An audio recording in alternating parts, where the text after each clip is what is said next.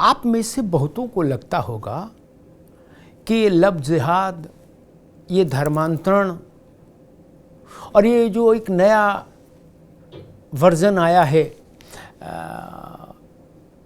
छोटे बच्चों को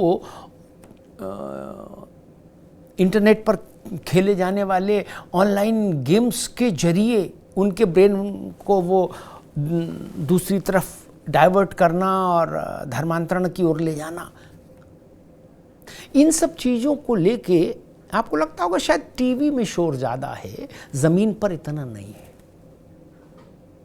या आपको लगता होगा कि भाई कुछ मौलाना और कुछ ये विश्व हिंदू परिषद वाले लोग इसको बढ़ा चढ़ा के पेश कर देते हैं क्या? ये लगता होगा अखबारों में कुछ ज़्यादा खबरें छप जाती हैं। और अगर आपको ऐसा लगता है तो मान लीजिए आप गलत हैं। अब स्थिति गंभीर हो गई है, और थोड़ी गंभीर नहीं, अच्छी खासी गंभीर हो गई है। देश के लगभग हर हिस्से से जिस तरह की घटनाएं सामने आ रही हैं, ये लव जिहाद बेसिकली धर्मांतरण के लिए किए जाने वाला एक जतन है।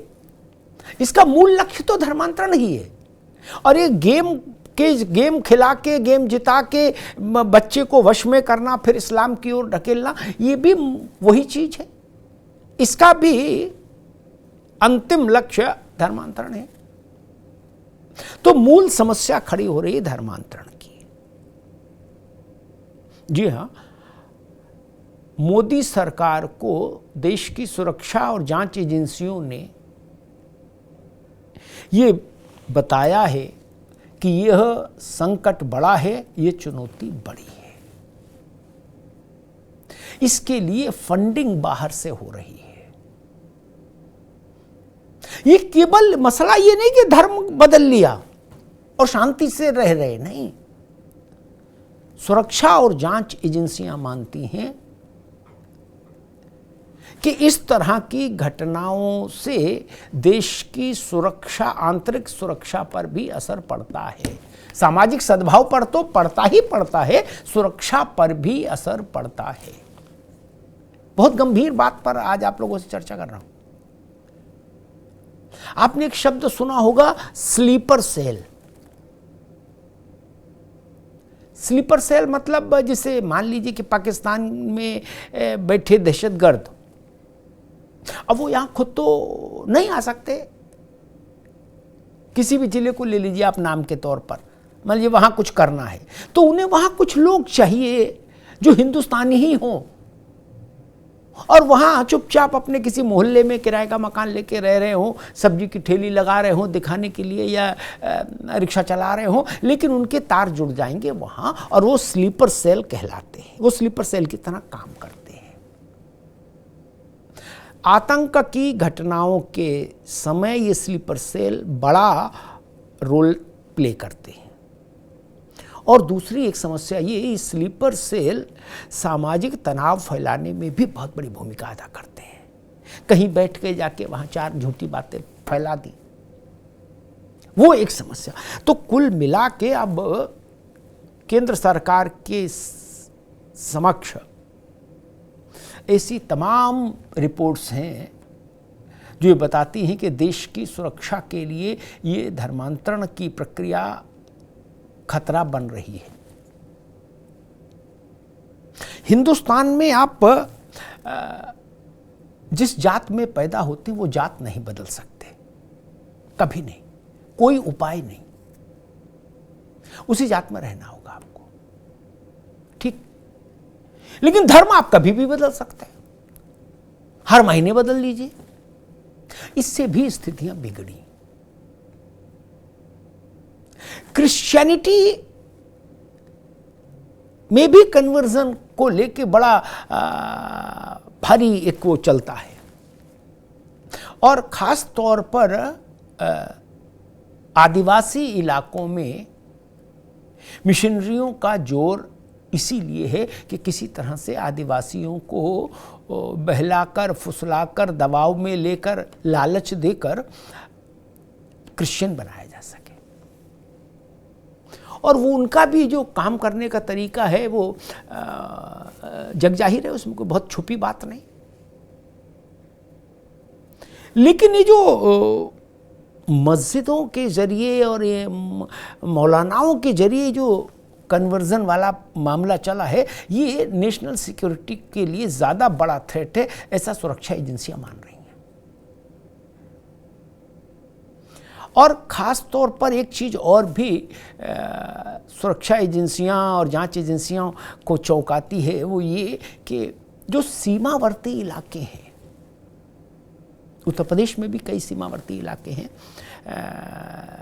वहाँ का जो जनसांख्यिकीय संतुलन था वो गड़बड़ा रहा है। नेपाल के बॉर्डर पर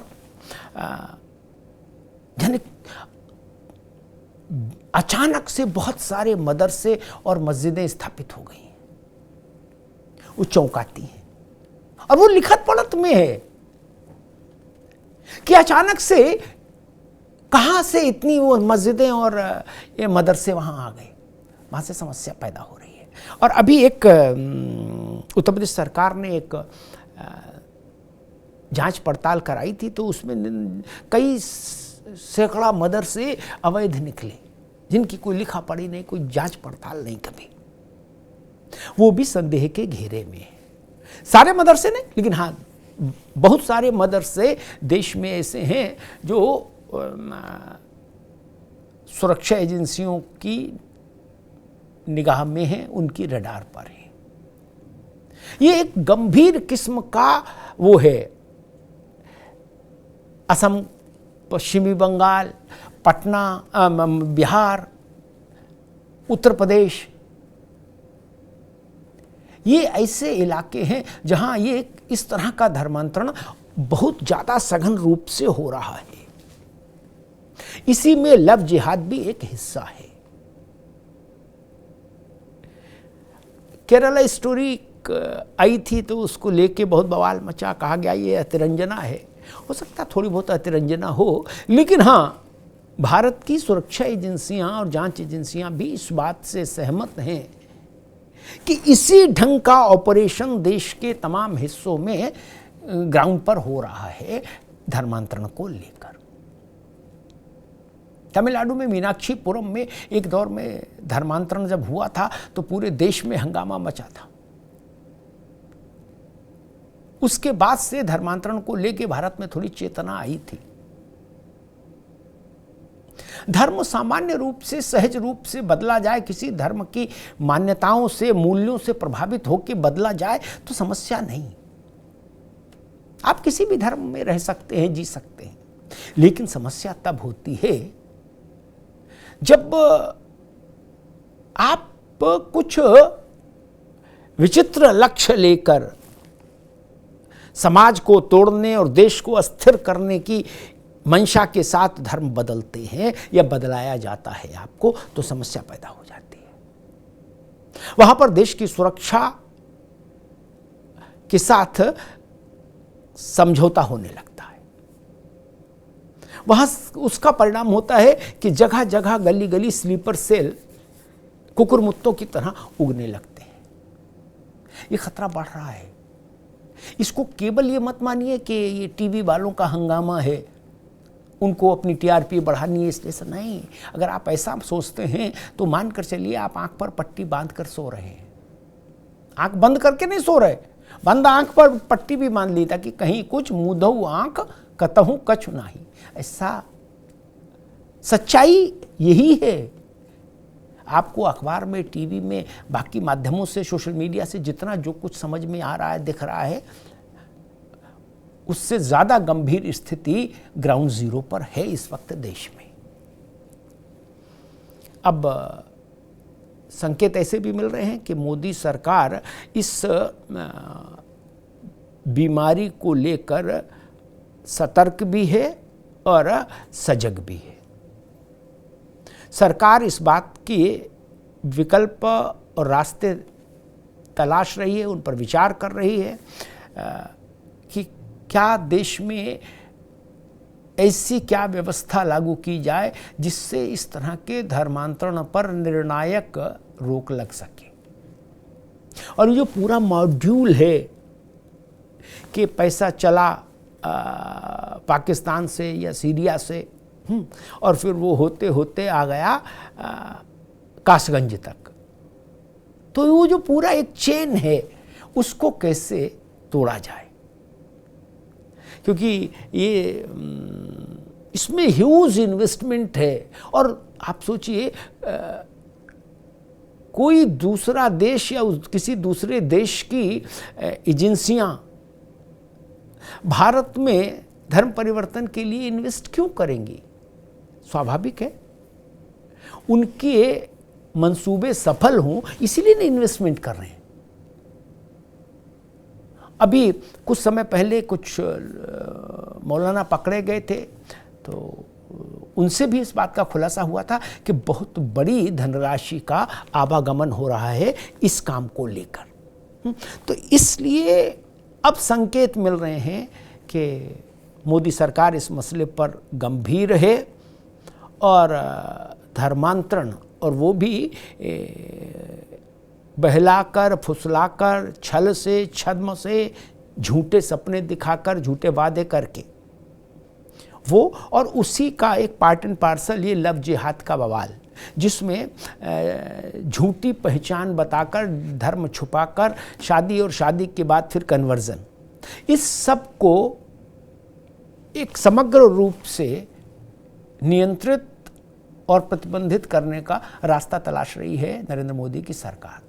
और हो सकता है आने वाले कुछ समय में आपको इस ढंग की नई व्यवस्था देश में देखने को मिले जिसमें ऐसे धर्मांतरण के लिए कोई जगह नहीं बचे और कानूनी तौर पर, प्रशासनिक तौर पर उस पर एक निर्णायक अंकुश लग जाए। धन्यवाद।